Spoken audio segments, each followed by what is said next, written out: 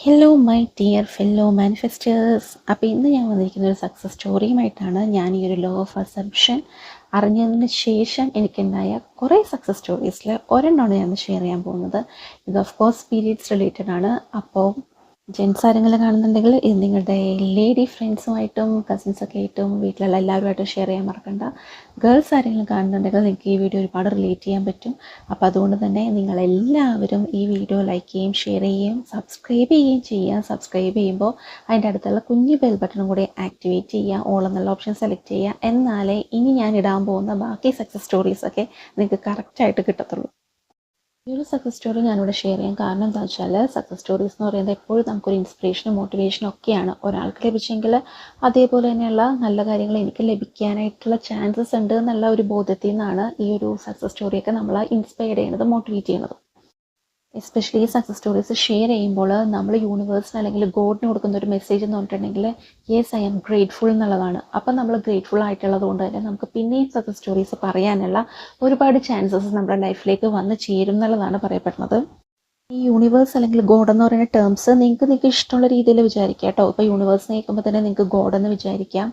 ഒരു ക്രിയേറ്റർ അല്ലെങ്കിൽ ഒരു ഡിവൈൻ എനർജി ഉണ്ടെന്ന് നമ്മൾ വിശ്വസിക്കുന്നുണ്ടല്ലോ, അങ്ങനെ യൂണിവേഴ്സ് എന്ന ഗോഡ് എന്ന് വിശ്വസിക്കും. ഈ ഗോഡ് എന്ന് പറയുമ്പോൾ തന്നെ നിങ്ങളുടെ ഫേവറേറ്റ് ആയിട്ടുള്ള ഗോഡിൻ്റെ ഒരു ഇമേജോ അങ്ങനെ നിങ്ങൾക്ക് ആ ഒരു ഗോഡിനോടുള്ള പ്രേ പോലെയൊക്കെ നിങ്ങൾക്ക് അത് വിചാരിക്കാവുന്നതാണ് കേട്ടോ. നമ്മുടെ ബൈബിളിൻ്റെ ഒരു വാക്യമുണ്ട്, ഉള്ളവന് വീണ്ടും നൽകപ്പെടും, ഇല്ലാത്തവനിൽ നിന്ന് ഉള്ളതും കൂടി എടുക്കപ്പെടും എന്ന്. ഇതിവിടെ സൂചിപ്പിക്കുന്നത് ഗ്രാറ്റിറ്റ്യൂഡിനെ പറ്റിയിട്ടാണ്. നമ്മളെപ്പോഴും ഗ്രാറ്റിറ്റ്യൂഡ് അല്ലെങ്കിൽ നമ്മൾ നന്ദിയുള്ളവരായിരുന്നിട്ടുണ്ടെങ്കിൽ ഒരു ഗുണം എന്താണെന്ന് വെച്ചിട്ടുണ്ടെങ്കിൽ നമുക്ക് വീണ്ടും നന്ദി പറയാനുള്ള ഒരുപാട് സിറ്റുവേഷൻസ് നമ്മുടെ ജീവിതത്തിലുണ്ടാവും.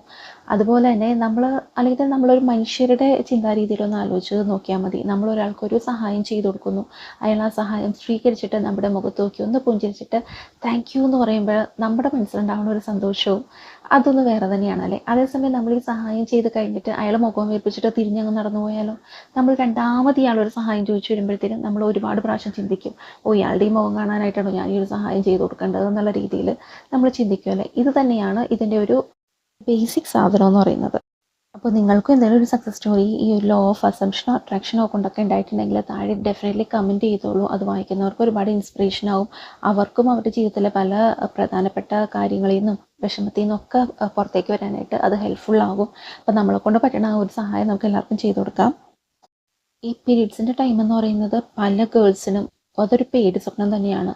എസ്പെഷ്യലി മൂഡ് സ്വിങ്സ് കാരണവും പിന്നെ ഒരുപാട് ശാരീരികപരമായിട്ടുള്ള ഭയങ്കര ബുദ്ധിമുട്ടുകൾ കാരണം പിന്നെ ഈ ഒരു ബ്ലഡ് ലോസ് കാരണം കൊണ്ട് തന്നെ ഭയങ്കര ടയേർഡ്നെസ്സും അങ്ങനെ ഒരുപാട് കാര്യങ്ങളൊക്കെ ഉണ്ട്. ചിലർ ബോധം കെട്ട് തന്നെ താഴേക്ക് വീഴുന്ന അവസ്ഥ വരെ ഉണ്ടായിട്ടുണ്ട്. എൻ്റെ ഫ്രണ്ട്സിൻ്റെ ഇടയിലൊക്കെ ഞാൻ അത് കണ്ടിട്ടുണ്ട്. പിന്നെ കണ്ടിന്യൂസ് വൊമിറ്റിങ്, ഒരു ഭക്ഷണം കഴിക്കാൻ പറ്റാണ്ടിരിക്കുക, അങ്ങനെ ഒരു എക്സ്ട്രീം ലെവലിലേക്ക് അങ്ങനെ വരെ പോവാറുണ്ട് ഈ പീരീഡ്സിൻ്റെ ആ സമയത്ത്. അപ്പോൾ ഈ ഒരു സമയത്ത് എനിക്കുണ്ടാവുന്ന ബുദ്ധിമുട്ട് എന്തായിരുന്നു വെച്ചിട്ടുണ്ടെങ്കിൽ, ചില സമയത്ത് പീരീഡ്സ് സ്മൂത്ത് ആയിരിക്കും, പക്ഷെ ചില സമയത്ത് വരുന്ന പീരീഡ്സിൻ്റെ ഒപ്പം ചിലപ്പോൾ ഒരു വീക്ക് ബിഫോറൊക്കെ തന്നെ പെയിൻ അങ്ങ് സ്റ്റാർട്ട് ചെയ്യും. പെയിൻ എന്ന് വെച്ചിട്ടുണ്ടെങ്കിൽ ജോയിൻറ്റ് പെയിൻ ആയിട്ടും ഫുൾ ബോഡി പെയിൻ ആയിട്ടും നമ്മുടെ ഈ ഒരു സ്റ്റൊമക്ക് ഏരിയ മുതൽ കാലിൻ്റെ ആ ചെറുവിരൽ വരെ കുത്തിവലിക്കുന്ന വേദനയൊക്കെ ചില സമയത്ത് ഉണ്ടാവാറുണ്ട്. അത് വളരെ പെയിൻഫുള്ളാണ്. ആ സമയത്ത് നമുക്ക് ദേഷ്യമാണ്, ഭക്ഷണം കഴിക്കാൻ തോന്നത്തില്ല, അങ്ങനെ പല ബുദ്ധിമുട്ടുകളും. ചില സമയത്ത് പീരീഡ്സിന് ഒരു വീക്ക് ബിഫോർ തന്നെ ഇത് തുടങ്ങാറുണ്ട്. ചിലത് പീരീഡ്സ് ആവുന്ന അന്ന് മുതൽ ഒരു 1-2 ദിവസത്തേക്കൊക്കെ അത് മുമ്പ് ഉണ്ടാവുമായിരുന്നു. അപ്പം ഞാൻ ഈ ഒരു ലോ ഓഫ് അസംഷനൊക്കെ പഠിച്ചു കഴിഞ്ഞപ്പോഴത്തേനും ഇതൊന്ന് എൻ്റെ പീരീഡ്സിൻ്റെ കാര്യത്തിൽ അപ്ലൈ ചെയ്ത് നോക്കാമെന്ന് എനിക്ക് തോന്നി. അതുപോലെ പീരീഡ് ടൈമിൽ എനിക്ക് ബ്ലീഡിങ്ങും ഫസ്റ്റ് 3 ഡേയ്സ് ബ്ലീഡിങ്ങും കുറച്ച് കൂടുതലായിരുന്നു. അപ്പോൾ ഇതൊക്കെ ഒന്ന് നമ്മൾ പഠിച്ചതല്ലേ, അതൊന്ന് അപ്ലൈ ചെയ്ത് നോക്കണം എന്ന് തോന്നി. അപ്പോൾ പീരീഡ്സിൻ്റെ കാര്യത്തിൽ ഞാനൊന്ന് അപ്ലൈ ചെയ്ത് നോക്കി. അതായത് ഒരു സിമ്പിൾ അഫർമേഷൻ ഉപയോഗിച്ചിട്ടാണ് ഞാൻ എൻ്റെ പീരീഡ് ടൈമിലുള്ള ഈ വിഷമങ്ങൾ കുറച്ച് കൊണ്ടുവന്നത്. അഫർമേഷൻസ് എന്ന് പറയുന്നത് നമ്മൾ ഉപയോഗിക്കുന്ന സ്റ്റേറ്റ്മെൻറ്റാണ്. ആ ഒരു സ്റ്റേറ്റ്മെൻറ്റ് പലതവണ നമ്മൾ പറഞ്ഞു കഴിയുമ്പോഴത്തേനും നമ്മുടെ സബ് കോൺഷ്യസ് മൈൻഡിലേക്ക് അതെത്തുകയും സബ് കോൺഷ്യസ് മൈൻഡ് അതിനനുസരിച്ചിട്ട് കാര്യങ്ങൾ ക്രമീകരിക്കുകയും ചെയ്യുന്നതാണ്.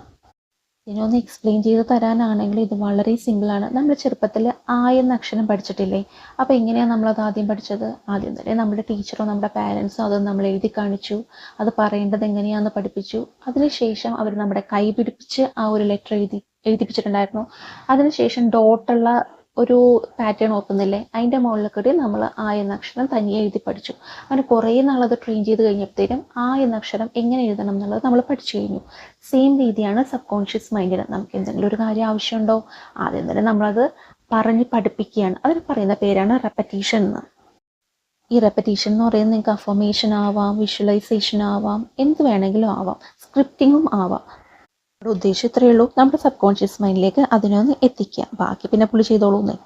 ഈ സബ് കോൺഷ്യസ് മൈൻഡ് എന്ന് പറയുന്നത് നമ്മുടെ അലാവുദ്ദീൻ അത്ഭുത വിളക്കിൽ അതിനകത്ത് ഒരു ജീനി വരത്തില്ല, ഒരു ഭൂതത്താൻ, അതിനെ പോലെയാണ്. അതിനോട് എന്ത് ചോദിച്ചാലും അത് അലാവുദ്ദീന് കൊണ്ട് കൊടുക്കുമായിരുന്നല്ലോ, അതുപോലെ തന്നെയാണ് നമ്മുടെ സബ് കോൺഷ്യസ് മൈൻഡ്. നമ്മൾ എന്താണോ അതിനെ പറഞ്ഞ് പഠിപ്പിക്കുന്നത് അതായിരിക്കും അത് നമുക്ക് കൊണ്ടുതരുന്നത്.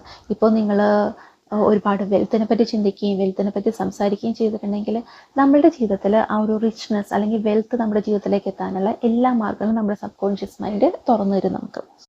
അതുപോലെ ഹെൽത്തിനെ കുറിച്ചാണ് ചിന്തിക്കുന്നതെങ്കിലോ നമ്മൾ കൂടുതൽ ഹെൽത്തി ആയി മാറും. നമ്മൾക്ക് വേണ്ടിയിട്ട് മാത്രമല്ല കേട്ടോ, മറ്റുള്ളവരുടെ ഹെൽത്തിന് വേണ്ടിയിട്ടും നമ്മൾക്ക് ഈ ഒരു വിഷ്വലൈസേഷനും അഫർമേഷൻസ് ഒക്കെ യൂസ് ചെയ്യാം. അപ്പോൾ അവരും കൂടുതൽ ഹെൽത്തി ആയി മാറുന്നത് നമുക്ക് കാണാൻ പറ്റും. ഇനി ഇതിനൊക്കെ പകരം നെഗറ്റീവാണ് നമ്മൾ സബ് കോൺഷ്യസ് മൈൻഡ് കൊടുക്കുന്നതെങ്കിലോ അതായിരിക്കും അത് കൂടുതൽ നമ്മളിലേക്ക് എത്തിച്ചേരുക. അപ്പോൾ ഈ പീരീഡ്സിൻ്റെ കാര്യത്തിലെ ബുദ്ധിമുട്ടുകൾ കുറയ്ക്കാനായിട്ട് ഞാൻ യൂസ് ചെയ്തത് 2 ടെക്നിക്കാണ്. ഒന്ന് അഫർമേഷൻ. അഫർമേഷൻ എന്ന് പറയുന്നത് വളരെ സിമ്പിളായിട്ടുള്ളൊരു അഫർമേഷനാണ് യൂസ് ചെയ്യുന്നത്. I always have painless periods. ഈ ഒരു അഫർമേഷനാണ് ഞാൻ റിപ്പീറ്റ് ചെയ്യാനായിട്ട് ഉപയോഗിച്ചത്. എപ്പോഴൊക്കെ ഞാൻ പീരീഡ്സിനെ പറ്റി ചിന്തിക്കുന്നു അല്ലെങ്കിൽ പീരീഡ്സിൻ്റെ പെയിനെ പറ്റി ചിന്തിക്കുന്നു അപ്പോഴെല്ലാം ഞാൻ എൻ്റെ മൈൻഡിനെ ഷിഫ്റ്റ് ചെയ്യാൻ തുടങ്ങി. എപ്പോഴും ഈ ഒരു സ്റ്റേറ്റ്മെൻറ്റ് മനസ്സിൽ പറയാൻ തുടങ്ങി. ഞാനങ്ങനെ സൗണ്ടിൽ ലൗഡായിട്ടൊന്നും ഇതുവരെ പറഞ്ഞിട്ടില്ല കേട്ടോ. ഞാൻ എപ്പോഴും മൈൻഡ് വർക്ക് തന്നെയാണ് ചെയ്യുക. അപ്പോൾ നമ്മുടെ മനസ്സിൽ വെറുതെ ഇരിക്കുമ്പോഴോ അല്ലെങ്കിൽ നമ്മൾ പീരീഡ്സിനെ പറ്റി ചിന്തിക്കുമ്പോഴോ അല്ലെങ്കിൽ നമ്മൾ ടി വിയിലൊക്കെ ഈ പാഡ്സിൻ്റെയും മറ്റേതിൻ്റെയൊക്കെ ആഡൊക്കെ കാണുമ്പോഴത്തേനും നമ്മൾ നമ്മുടെ പീരീഡ്സിനെ പറ്റി ഒന്ന് ചിന്തിച്ച് പോകും. ആ സമയത്തൊക്കെ ഈ ഒരു അഫർമേഷൻസ് റിപ്പീറ്റ് ചെയ്യാൻ തുടങ്ങി. അങ്ങനെ കണ്ടിന്യൂസ് ആയിട്ട് ഒരുപാട് ദിവസമൊന്നും ഞാൻ റിപ്പീറ്റ് ചെയ്തില്ല. കുറച്ച് നേരം നമ്മളെപ്പോഴൊക്കെ അതിൻ്റെ ചിന്ത വരുന്നു അപ്പോഴൊക്കെ ഈ ഒരു പോസിറ്റീവ് അഫർമേഷൻസ് കയറ്റി വിടാൻ തുടങ്ങി. ഈ ഒരു രീതി എൻ്റെ പീരീഡ്സ് ടൈമിൽ ഉണ്ടാവുന്ന പെയിൻ ഒരുപാട് കുറയ്ക്കാൻ വേണ്ടി സഹായിച്ചു. ഓൾമോസ്റ്റ് ഇപ്പം പീരീഡ്സ് ആയാൽ തന്നെ ഇപ്പം മോർണിംഗ് പീരീഡ്സ് ആവുകയാണെങ്കിൽ ഒരു ഉച്ച വരെയൊക്കെ ഒന്ന് നമുക്ക് ബെയർ ചെയ്യാൻ പറ്റുന്ന രീതിയിലുള്ള അല്ലെങ്കിൽ ആ പീരീഡ്സ് ടൈമിൽ ഉണ്ടാവുന്ന ചെറിയൊരു ബുദ്ധിമുട്ടുകൾ അല്ലാതെ ഒരു എൻഡ്ലെസ് പെയിൻ, ഒരു എക്സ്ട്രീം പെയിനിലേക്ക് ഞാൻ കടന്നു പോകുന്നത് എപ്പോഴും നിന്നുപോയി. കാരണം എനിക്ക് പീരീഡ്സ് ടൈം കുറച്ചും കൂടി ഈസി ആവാൻ തുടങ്ങി, മൂഡ് സ്വിങ്സ് കുറയാൻ തുടങ്ങി. ഈ ബ്ലീഡിങ്ങിൻ്റെ അതൊന്ന് കൺട്രോൾ ചെയ്യാൻ വേണ്ടിയിട്ട് ഞാൻ യൂസ് ചെയ്തതെന്ന് വെച്ചിട്ടുണ്ടെങ്കിൽ ഒരു ടെക്നിക്കാണ്. ഇത് നെവിൽ ഗോഡാർഡ് എന്ന് പറയുന്ന അദ്ദേഹം തന്നെ കണ്ടുപിടിച്ച ഒരു ടെക്നിക്കാണ് ഫോണിങ് ടെക്നിക്ക്. അതായത് നമ്മുടെ ഫ്രണ്ടുമായിട്ട് ഒരു ടെലിഫോണിക് കോൺവെർസേഷൻ നമ്മളൊന്ന് ഇമാജിൻ ചെയ്യുവാണ്. നമ്മുടെ ഫ്രണ്ടാകുമ്പോൾ നമുക്കറിയാലോ അവർ ഏത് ടോണിലായിരിക്കും നമ്മളോട് സംസാരിക്കണേ.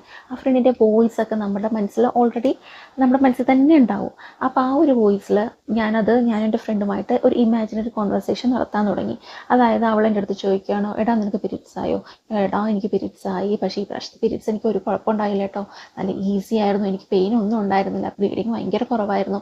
അതുപോലെ 4 ദിവസമായപ്പോൾ തന്നെ എൻ്റെ ബ്ലീഡിങ് ഒക്കെ നിന്നു. 4 ദിവസം കഴിഞ്ഞപ്പോൾ ഞാൻ കംപ്ലീറ്റ്ലി പീരീഡ്സിൽ നിന്നൊക്കെ ഫ്രീ ആയി, ഈസി പീരീഡ്സ് ആയിരുന്നു. ഈ ഒരു കോൺവെർസേഷൻ നിങ്ങൾക്ക് ഇഷ്ടമുള്ള രീതിയിൽ നിങ്ങളുടെ മൈൻഡിൽ ചിന്തിക്കാൻ കേട്ടോ. നിങ്ങളുടെ ഫ്രണ്ടുമായിട്ടുള്ള നിങ്ങളുടെ ആ ഒരു സംസാര രീതിയൊക്കെ നിങ്ങൾക്കല്ലേ അറിയുള്ളൂ. അപ്പോൾ ഏറ്റവും നാച്ചുറലായിട്ട് അത് കൊണ്ടുപോകാൻ പറ്റുമോ അത് കൊണ്ടുപോവുക. അങ്ങനെ ഈ ഒരു കോൺവെർസേഷൻ ഞാൻ പിന്നെയും റിപ്പീറ്റ് ചെയ്ത് എൻ്റെ മൈൻഡിൽ ചെയ്യാൻ തുടങ്ങി, ഒരു മൈൻഡ് വർക്ക് പോലെ. അപ്പോൾ കുറച്ച് നാൾ കഴിഞ്ഞപ്പോഴത്തേനും എൻ്റെ ബോഡി ഞാൻ എന്താണോ മെസ്സേജ് എൻ്റെ സബ് കോൺഷ്യസിന് കൊടുത്തത് അതനുസരിച്ച് പ്രവർത്തിക്കാൻ തുടങ്ങി. എൻ്റെ ബ്ലീഡിങ് കാര്യമായിട്ട് കുറഞ്ഞു. അതുപോലെ തന്നെ പീരീഡ്സിൻ്റെ ഡേറ്റ്സ് 4 ദിവസത്തിലേക്ക് ചുരുങ്ങി. പിന്നെ ഇത് വർക്കാവാൻ എടുക്കുന്ന കാലാവധി ഓരോരുത്തർക്കും ഡിഫറെൻ്റ് ആയിരിക്കും. അതായത് എനിക്ക് കുറച്ച് മന്ത്സ് എടുത്തു, കാരണം ബോഡിയിൽ ഒരു ചേഞ്ച് വരേണ്ട കാര്യമുണ്ടല്ലോ. അപ്പോൾ എനിക്ക് കുറച്ച് മന്ത്സ് എടുത്തു, ഒരു 3-4 മന്ത്സ് അത്ര എടുത്തിട്ടുണ്ടാവുള്ളൂ. അതിൻ്റെ ഇടയ്ക്ക് തന്നെ ചില ഡിഫറൻസ് ഈ ബ്ലീഡിങ്ങിൻ്റെ കാര്യത്തിൽ കാണിച്ചു തുടങ്ങി. അതായത് റിസൾട്ട് കാണിക്കാൻ തുടങ്ങിയിട്ടുണ്ടായിരുന്നു. പക്ഷേ എൻഡ് റിസൾട്ടിലേക്ക് വരുന്നത് ഒരു 4 മന്ത്സ് ഒക്കെ കൊണ്ടിട്ടാണ്. ചിലർക്ക് വളരെ കുറച്ച് പ്രാവശ്യം വിഷ്വലൈസ് ചെയ്താലും വളരെ കുറച്ച് മാത്രം അഫർമേഷൻസ് പറഞ്ഞാൽ അപ്പോൾ തന്നെ റിസൾട്ട് കിട്ടും കേട്ടോ. അത് ഓരോരുത്തർക്കും ഓരോ പോലെ ആയിരിക്കും, നമുക്ക് ഒന്നും പറയാൻ പറ്റില്ല. പിന്നെ ഇത് വലിയ ചിലവുള്ള കാര്യമൊന്നും അല്ലല്ലോ. നമ്മുടെ വീട്ടിൽ ഇരുന്ന് തന്നെ അല്ലെങ്കിൽ നമുക്ക് ഇഷ്ടമുള്ള ടൈമിൽ നമ്മളൊരു മൈൻഡ് വർക്ക് ചെയ്യുന്നതല്ലേ. ഇങ്ങനെ ചെയ്യുന്നതുകൊണ്ട് നമുക്ക് ഗുണമല്ലേ ഉള്ളൂ. അത് കാരണം ഒരു നഷ്ടം സംഭവിക്കാൻ പോകുന്നില്ല, നമുക്ക് ഗുണങ്ങൾ ഒരുപാട് കിട്ടുകയും ചെയ്യും. അത് കാരണം നിങ്ങൾ ഇത്ര ടൈം എടുക്കുമോ അല്ലെങ്കിൽ എത്ര നാളെടുക്കുമോ അങ്ങനെയൊന്നും ചിന്തിക്കരുത് കേട്ടോ. എന്തെങ്കിലും കാര്യങ്ങൾ നിങ്ങൾക്ക് സാധിച്ചെടുക്കാനുണ്ടെങ്കിൽ. ഇതിപ്പോൾ കംപ്ലീറ്റ് ആയിട്ട് ഒരു ചേഞ്ച് വരാൻ വേണ്ടിയിട്ട് ഞാനെടുത്ത ടൈം ഞാനൊന്ന് പറഞ്ഞതേ ഉള്ളൂ. ചിലർക്ക് വളരെ ഫാസ്റ്റായിട്ട് റിസൾട്ട് കിട്ടും, വളരെ കുറച്ച് പ്രാവശ്യം വിഷ്വലൈസ് ചെയ്താൽ തന്നെ. ഇതിപ്പോൾ എല്ലാവർക്കും മനസ്സിലാകാൻ വേണ്ടിയിട്ട് ഞാൻ വളരെ സിമ്പിളായിട്ടുള്ള ലാംഗ്വേജിൽ പറഞ്ഞതേ ഉള്ളൂ. നിങ്ങൾക്ക് ഇതിൻ്റെ ഡീറ്റെയിൽഡ് ആയിട്ടുള്ള കാര്യങ്ങളൊക്കെ അറിയണമെങ്കിൽ നമ്മൾക്ക് Neville Goddard, Abraham Higgs, Luis ഹേ ഇവരുടെയൊക്കെ ബുക്സൊക്കെ വായിക്കുകയോ അല്ലെങ്കിൽ ഇവരെ പറ്റിയിട്ടുള്ള ഇൻഫർമേഷൻസ് നമുക്ക് ഗൂഗിൾ ചെയ്യുകയൊക്കെ ചെയ്തിട്ടുണ്ടെങ്കിൽ ഒരുപാട് ഇവിടെ ടീച്ചിങ്സ് കിട്ടും കേട്ടോ. ഞാൻ ഈ പറഞ്ഞ ഈ ഒരു അഫർമേഷനും അതുപോലെ തന്നെ ഫോണിങ് ടെക്നിക്ക് ഇമാജിനറി നമ്മൾ ചെയ്യത്തില്ലേ, അതൊക്കെ നിങ്ങൾക്ക് എന്ത് കാര്യങ്ങളും സാധിച്ചെടുക്കാൻ വേണ്ടി ഉപയോഗിക്കാം കേട്ടോ. പക്ഷേ സാധിച്ചെടുക്കുന്ന കാര്യങ്ങൾ പോസിറ്റീവായിട്ടുള്ള കാര്യങ്ങളായിരിക്കണം എന്ന് മാത്രം. നമ്മൾ വഴിയായിട്ട് നമ്മൾക്ക് വേറെ ആൾക്ക് ഉപദ്രവം ചെയ്യാനോ ഒന്നും പാടില്ല. കാരണം യൂണിവേഴ്സ് അല്ലെങ്കിൽ ഗോഡ് എന്ന് പറയുന്ന ആ ഒരു ശക്തി നമ്മൾ എന്തിനു വേണ്ടിയാണ് ഈ ടെക്നിക്സ് ഒക്കെ ഉപയോഗിക്കുന്നത് എന്നും കൂടി നോക്കുന്നുണ്ട്. കർമ്മ ഈസ് റിയൽ ഗൈസ്. സോ നമുക്ക് നല്ലത് വരാൻ വേണ്ടിയിട്ട്, മറ്റുള്ളവർക്ക് നല്ലത് വരാൻ വേണ്ടിയിട്ട് മാത്രം ഉപയോഗിക്കുക ഇതൊക്കെ. നിങ്ങൾ ഏതെങ്കിലും കാര്യത്തിന് മെഡിസിൻസ് കഴിക്കുകയാണെങ്കിൽ ആ മെഡിസിൻസ് കഴിക്കുന്നതിനോടൊപ്പം ഈ ഒരു മൈൻഡ് വർക്കും കൂടി ചെയ്യുക. എങ്കിൽ നിങ്ങൾക്ക് പെട്ടെന്ന് തന്നെ റിസൾട്ട് കിട്ടും. ഈ വീഡിയോയിൽ എവിടെയും മെഡിസിൻസ് അവോയ്ഡ് ചെയ്യണം എന്ന് പറഞ്ഞിട്ടില്ല കേട്ടോ. മെഡിസിൻസ് എന്ന് പറയുന്നത് നമ്മുടെ ആരോഗ്യത്തിന് വേണ്ടിയിട്ടുള്ളതാണ്. ഒരു പീരീഡേ നമുക്ക് കുറച്ചും കൂടി സ്മൂത്ത് ആൻഡ് ഈസി ആവാനായിട്ടുള്ള അഫർമേഷൻസ് അടങ്ങി, അതായത് അഫർമേഷൻസ് ചാൻറ്റ് ചെയ്യുന്ന ഒരു വീഡിയോ ഞാൻ നെക്സ്റ്റ് അപ്ലോഡ് ചെയ്യാം. അപ്പോൾ എല്ലാവരും കാണണം കേട്ടോ.